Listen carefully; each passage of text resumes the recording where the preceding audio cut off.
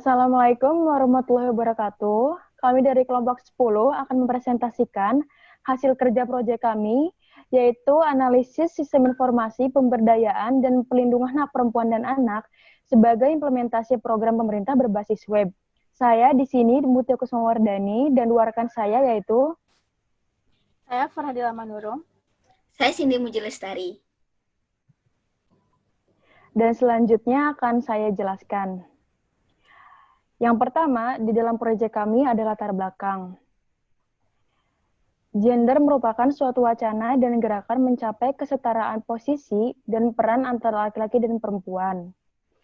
Respon dan pendapat bermunculan, mulai dari mendukung, menolak, menerima sebagai wacana teoritis, tapi tidak bisa dilaksanakan secara empiris. Kekerasan terhadap perempuan dan anak pun merupakan perbuatan pelanggaran HAM yang sangat kejam. Oleh karena itu, Indonesia menjadi salah satu negara dengan tindak kekerasan sekitar 24 juta perempuan atau sekitar 11,4% dari total penduduk Indonesia yang mengalami tindak kekerasan.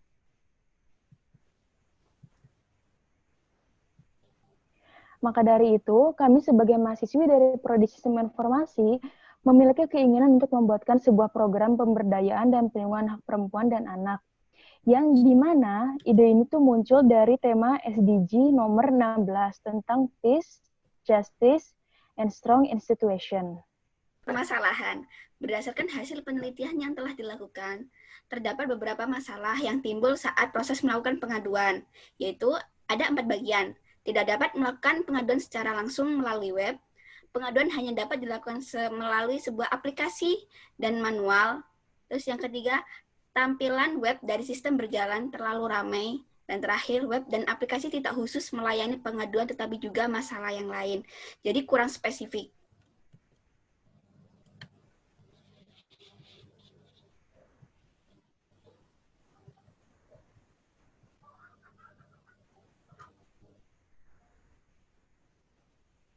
Deskripsi produknya dalam web kami ada data dan informasi kasus, wilayah yang dapat dicakup, layanan pengaduan atau chat melalui web langsung, informasi, kontak, dan testimonials.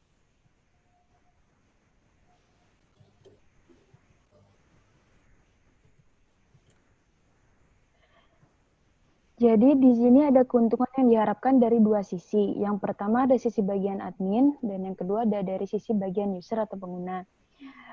Dari sisi bagian admin, yang pertama akan mempermudah penyimpanan data. Yang kedua, mempermudah respon dari pengaduan yang masuk. Dan yang ketiga, mempermudah mencetak laporan dan dokumen lainnya. Yang kedua, dari sisi bagian user atau pengguna. Yang pertama, mampu mempermudah untuk melakukan pengaduan karena tidak perlu melalui hotline call. Dan yang kedua, menjaga privasi user atau tidak dipublish.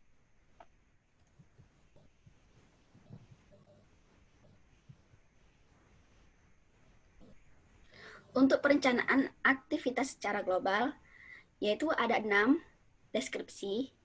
Yang pertama yaitu analisa dan desain sistem yang membutuhkan 12 hari dan estimasinya Rp400.000. Yang kedua yaitu desain aplikasi 10 hari dan Rp300.000. Dan untuk pemrograman 60 hari, estimasi biaya Rp1.500.000.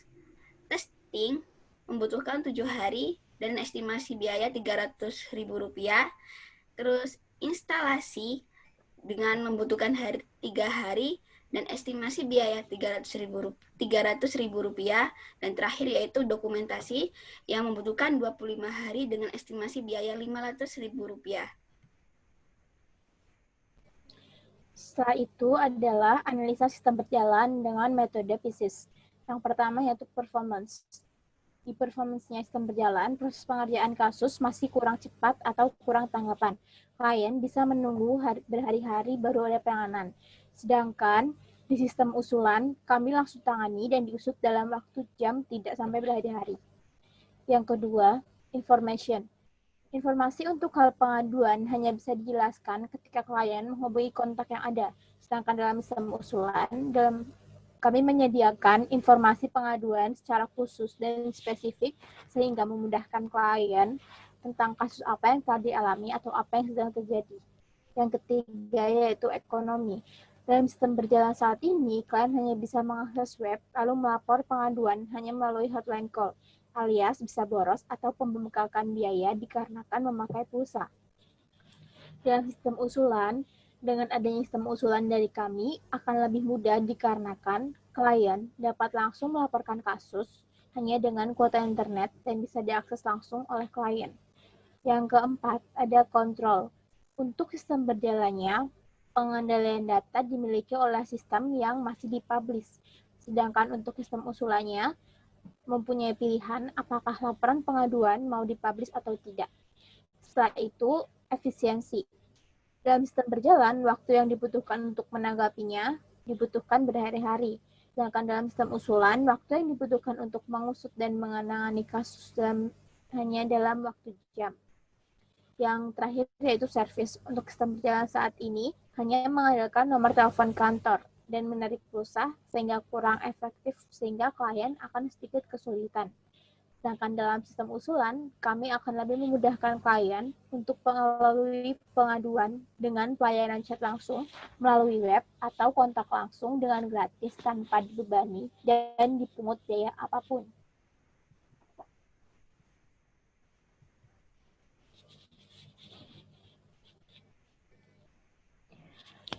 Selanjutnya ada analisa kebutuhan sistem. Yang pertama ada analisis kebutuhan fungsional, yang dimana skenario dari klien pada sistem pengisian form pengaduan yaitu sebagai berikut. Yang pertama ada di bagian admin. Admin yang pertama melakukan login menggunakan nama admin dan kata sandi. Yang kedua, admin mengakses halaman utama admin. Yang ketiga, admin mengelola layanan form pengaduan. Dan yang terakhir, admin menerima pengaduan kasus. Yang kedua, ada dari klien. Yang pertama, klien melakukan login menggunakan alamat email dan kata sandi. Yang kedua, klien mengakses main page atau halaman utama klien. Yang ketiga, klien juga melihat jenis-jenis kasus untuk melakukan pengaduan.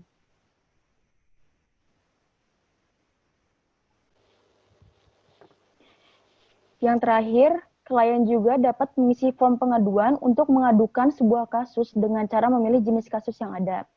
Yang kedua, ada analisis kebutuhan non-fungsional. Analisis kebutuhan fungsional pada sistem layanan pengaduan yaitu sebagai berikut. Yang pertama, ada bagian operasional. Bagian operasional, yang pertama, admin dan klien dapat mengakses layanan web pengaduan dengan menggunakan smartphone, komputer, ataupun PC. Yang kedua, admin dan klien dapat mengoperasikan menu dan submenu yang ada pada layanan web. Yang kedua, ada bagian keamanan. Pertama, admin dan klien dapat mengakses halaman web jika sudah melakukan login.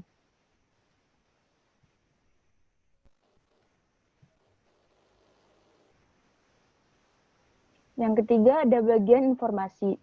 Pertama, jika admin atau klien salah memasukkan alamat email, nama pengguna, dan kata sandi, maka akan ada pemberitahuan jika data yang dimasukkan adalah salah. Yang kedua, akan muncul pemberitahuan proses menambah, mengubah, dan menghapus data. Selanjutnya ada desain basis data. Yang pertama adalah Entity Relationship Diagram atau ERD. Di sini bisa dilihat ada klien, admin, pengaduan, kasus, dan data pelayanan. Itu semua adalah entitasnya. Sedangkan bagian yang bulat berwarna ungu seperti adik klien, nama klien, TTL, itu adalah atributnya. Sedangkan di sini klien melaporkan admin. Admin mengelola data pelayanan. Data pelayanan dimiliki oleh kasus. Dan klien menginput pengaduan yang memiliki kasus. Jadi itu adalah hubungannya ya. Setelah itu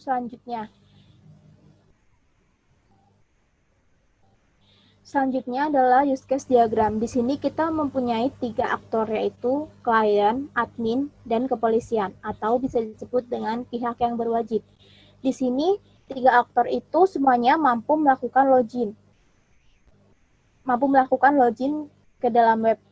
Di sini ada klien use case-nya yaitu melihat data dan informasi. Yang kedua adalah melakukan pengaduan melalui form. Dalam melakukan pengaduan melalui form, dapat dilakukan memasukkan tanggal pengaduan, mengisi identitas, menguraikan detail kasus, dan menerima bukti pengaduan. Jadi ini semua include dari melakukan pengaduan melalui form. Setelah itu ada yang ketiga, menerima pelayanan.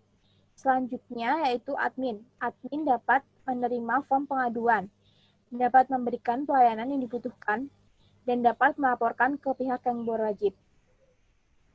Sedangkan kepolisian dapat menerima laporan kasus, dapat melakukan login, dapat memproses kasus sesuai prosedur. Di sini menerima laporan kasus merupakan input dari melaporkan ke pihak yang berwajib. Setelah itu, semua aktor ini dapat login dan logout.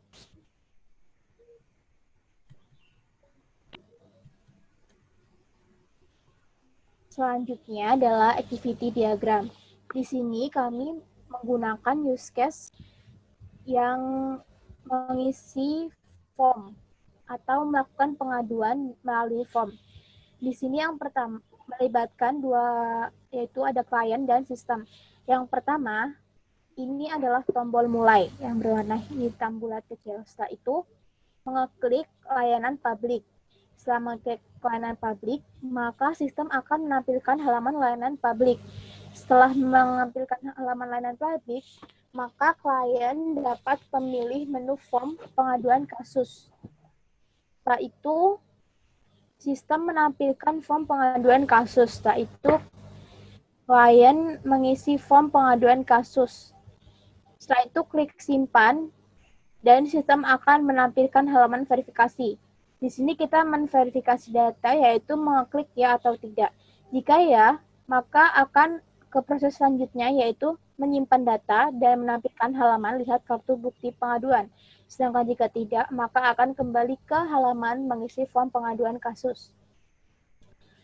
Setelah menyimpan data dan menampilkan halaman lihat kartu bukti pengaduan, klien dapat mengeklik lihat kartu bukti pengaduan. Setelah melihat, sistem akan menampilkan kartu bukti pengaduan. Setelah itu, klien mengklik cetak dan sistem akan mencetak kartu bukti pengaduan dan selesai.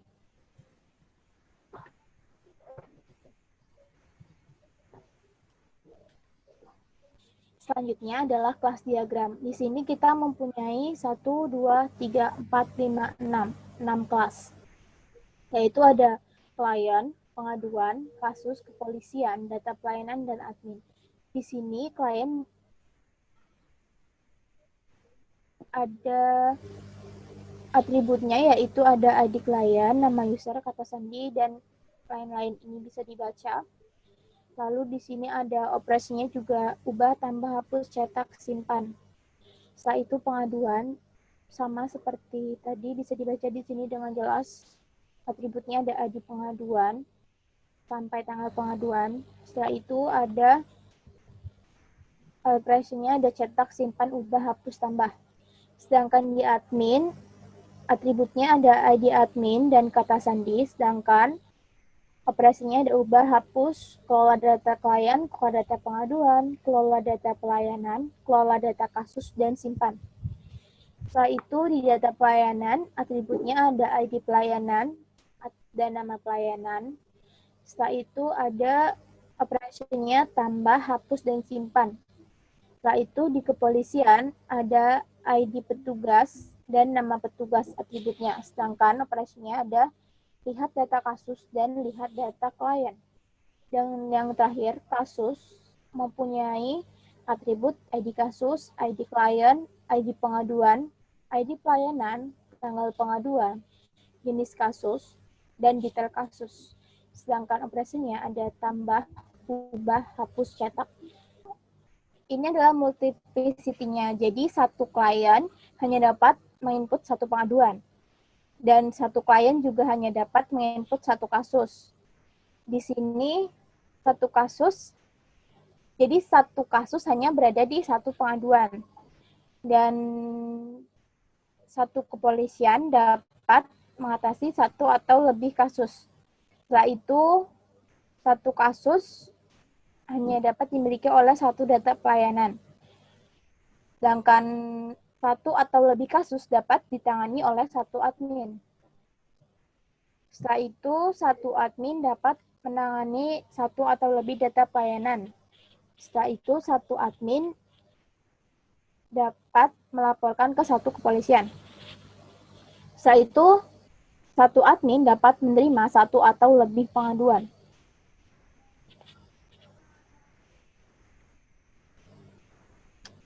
Selanjutnya adalah sequence diagram. Sequence diagram ini kita melibatkan satu aktor, yaitu klien. Setelah itu, ini ada beberapa objeknya. Di sini ada menjadi kelas, halaman layanan publik, ada form pengaduan kasus, halaman verifikasi data, dan halaman bukti pengaduan.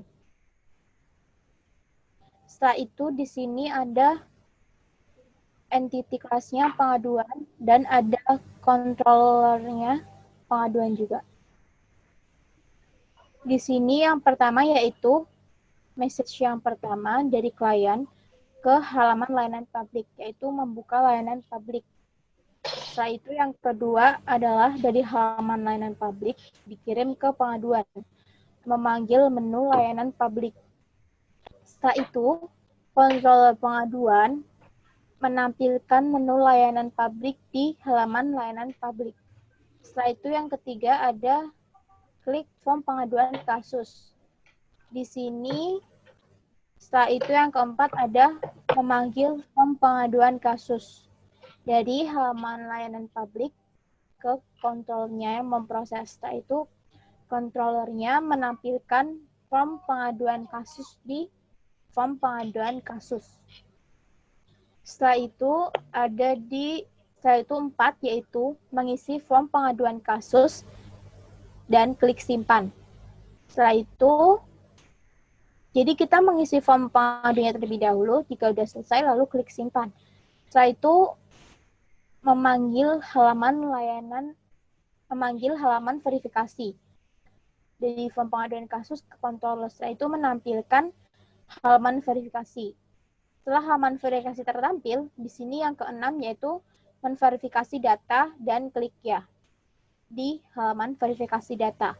Setelah itu, di halaman verifikasi data jika sudah diklik ya, yang ketujuh yaitu menyimpan form pengaduan. Jadi, form pengaduannya disimpan di entity pengaduan. Jika sudah disimpan, maka akan keluar pemberitahuan atau notifikasi lihat bukti kartu pengaduan. Di sini yang ke-8 yaitu klik lihat kartu bukti pengaduan. Setelah diklik, di sini halaman bukti pengaduan. Yang ke-8 yaitu memanggil halaman bukti pengaduan. Setelah itu controller pengaduan memproses atau menampilkan halaman bukti pengaduan di halaman bukti pengaduan, yaitu di antara mukanya. Setelah itu yang ke-9, klik cetak kartu bukti pengaduan. Di sini kita klik di halamannya. Setelah itu, yang ke-10 atau yang terakhir yaitu mencetak kartu bukti pengaduan. Yang mencetak yaitu kontrolnya. Setelah itu, akan tersimpan di pengaduan. Setelah itu selesai. Ada dekstrasinya di sini, huruf X. Selanjutnya, ada tabel spesifikasi file admin. Yang pertama, ada beberapa bagian, yaitu ada elemen data, ada akronim, ada tipe, ada panjang, dan ada keterangan. Yang pertama ada ID admin atau ID admin, tipenya integer, panjangnya 3, dan ID admin ini sebagai primary key. Yang kedua ada nama admin, akronimnya nama underscore admin, tipenya varchar, panjangnya 30. Dan yang terakhir ada kata sandi, akronimnya kata underscore sandi, tipenya varchar, dan panjangnya 10. Ini ada tabel spesifikasi file client.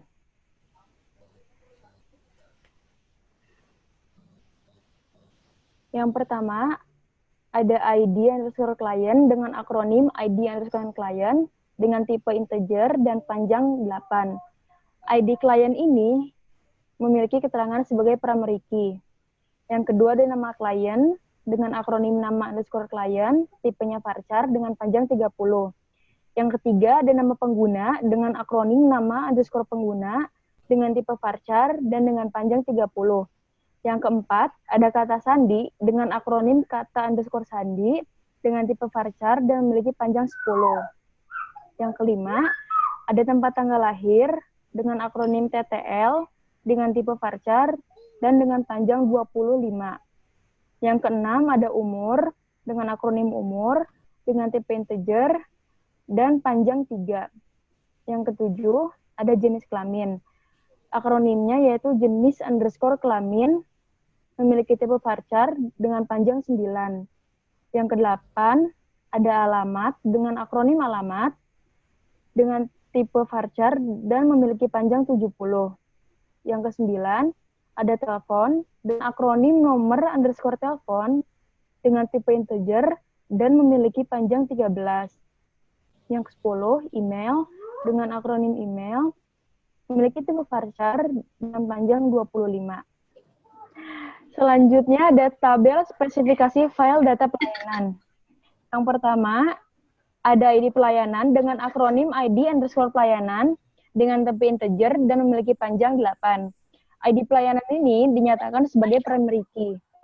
Yang kedua, ada nama pelayanan dengan akronim nama underscore pelayanan dengan tipe varchar dan memiliki panjang 30.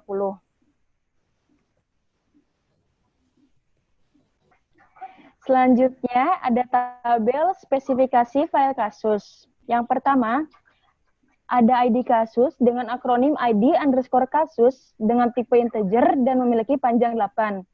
ID kasus ini dinyatakan sebagai primary key. Yang kedua, ada ID klien dengan akronim ID underscore klien dengan tipe varchar dan memiliki panjang 8. ID klien ini dinyatakan sebagai foreign key. Yang ketiga, ada ID pelayanan dengan akronim ID underscore pelayanan dengan tipe varchar dan memiliki panjang. ID pelayanan ini dinyatakan sebagai foreign key. Yang keempat, ada tanggal pengaduan dengan akronim tanggal underscore pengaduan dengan tipe varchar dan memiliki panjang 10. Yang kelima, ada jenis kasus dengan akronim jenis underscore kasus dengan tipe varchar dan memiliki panjang 20. Detail kasus, selanjutnya detail kasus dengan akronim detail underscore kasus dengan tipe varchar dan memiliki panjang 300.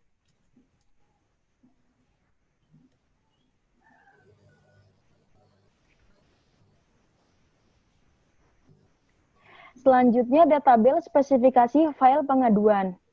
Yang pertama ada ID pengaduan dengan akronim ID underscore pengaduan dengan tipe integer dan memiliki panjang 8. ID pengaduan ini dinyatakan sebagai primary key. Yang kedua, ada ID klien dengan akronim ID underscore klien dengan tipe varchar dan memiliki panjang 8.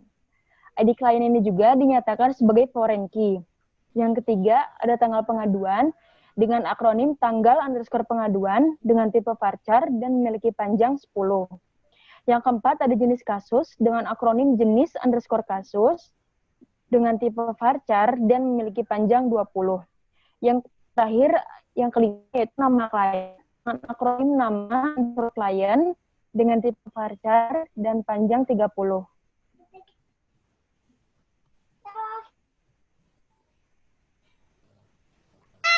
Dan selanjutnya yaitu ada desain antarmuka.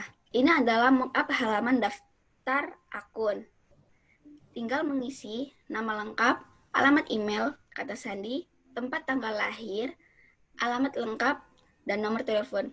Lalu daftar. Langsung masuk ke bagian halaman login. Dan di halaman login ini, kita hanya mengisi alamat email dan kata sandi, lalu masuk. Setelah klik masuk tadi itu, di sini adalah mockup halaman utama. Di sini ada beranda, profil, data dan informasi, layanan publik, kontak, dan testimoni. Setelah kita mengklik halaman layanan publik, akan memunculkan form pengaduan klien dan standar layanan publik. Setelah kita mengklik salah satunya, akan memuncul halaman form untuk pengaduannya. Dan di form pengaduannya, di sini kita harus mengisi nama lengkap, tempat tanggal lahir, umur, alamat, nomor telepon, alamat email, tanggal pengaduan, jenis kasus, dan detail kasus dengan panjang kurang lebih 300 kata.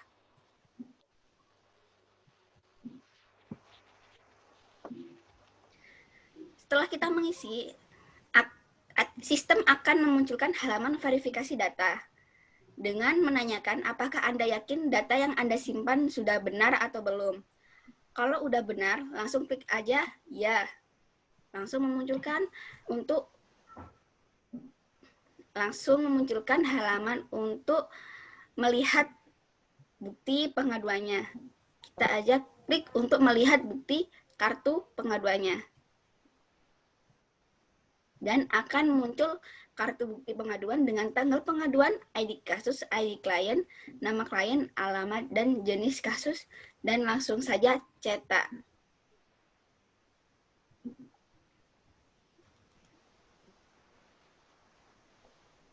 Selanjutnya ada struktur navigasi, yang dimana di sini ada keterangan, ada beranda, ada profil, ada data dan informasi, ada layanan publik, ada kontak, dan ada testimoni. Karena di sini kita berfokus kepada layanan pengaduan, maka kita akan taruh di layanan publik. Di layanan publik terdapat dua pilihan, ada form pengaduan kasus dan ada juga standar layanan publik. Untuk mengisi form pengaduan, maka kita klik form pengaduan kasus, yang dimana setelah berhasil, maka akan mengeluarkan kartu bukti pengaduan. Lalu jika sudah berhasil, maka akan kembali ke halaman beranda.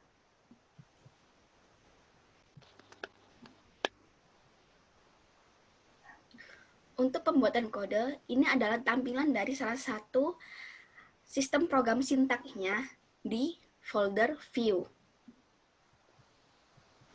Dan ini juga salah satu dari pembuatan kode program dari salah satu folder controller. Ini yang kita panggil dari database-nya, dari tabel-tabel yang tadi yang telah diterangkan, yaitu ada di folder controller. Dan ini adalah kode program untuk memunculkan view dari controller tersebut.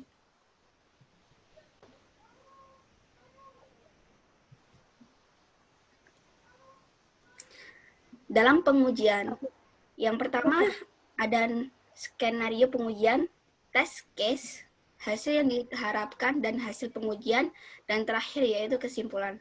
Untuk yang pertama, ada nama pengguna dan kata sandi tidak diisi, kemudian klik login. Nama pengguna kosong, kata sandi kosong. Sistem akan otomatis menolak. Untuk akses ke halaman admin akan muncul harap memasukkan nama pengguna dan kata sandi. Hasil pengujian sesuai harapan, kesimpulan valid. Untuk yang kedua, skenario pengujian, nama pengguna diisi dan kata sandi tidak diisi. Test case, nama pengguna, admin, kata sandi kosong. Hasil yang diharapkan, sistem akan otomatis menolak untuk akses ke halaman admin dan akan muncul harap masukkan nama pengguna dan kata sandi. Hasil pengujian sesuai harapan, dan kesimpulannya yaitu valid. Ini adalah pemeliharaan. Pemeliharaan di sini dimaksud dengan sebuah tindakan untuk melindungi, menjaga, memperbaiki, dan mengembangkan sebuah sistem yang telah kami rancang. Tujuannya adalah untuk meningkatkan efisiensi dan efektivitas kinerja sistem yang ada agar sistem yang telah dibuat dapat bekerja secara optimal.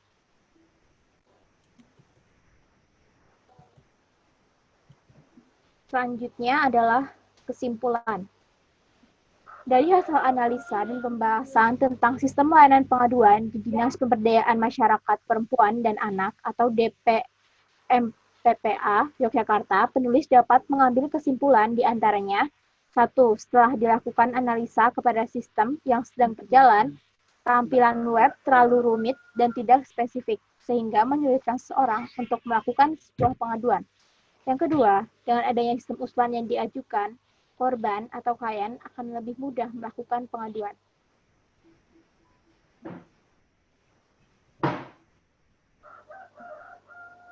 Yang terakhir adalah saran. Agar sistem informasi yang diajukan berjalan secara optimal dalam proses melakukan pengaduan melalui via web dan sesuai dengan apa yang diharapkan, kami dapat memberikan saran yang bisa diterapkan di antaranya yaitu 1. Mencegah kehilangan data, diperlukan adanya backup. Yang kedua, petugas harus menjaga keamanan dan program tersebut dengan cara merahasiakan kata sandi agar tidak terjadi pencurian data. Dan terima kasih presentasi dari kelompok kami yaitu kelompok 10. Mohon maaf jika masih banyak sekali kekurangan dan kesalahan dikarenakan masing-masing anggota masih kurangnya komunikasi, dan ada juga pandemi yang dimana kita tidak bisa bertemu secara langsung dan tidak bisa menerapkan face-to-face. Jadi kita hanya melakukan komunikasi daring atau online. Mohon maaf juga kalau misalnya presentasi ini ada berikutnya. Terima kasih. Wassalamualaikum warahmatullahi wabarakatuh. Sampai jumpa kembali.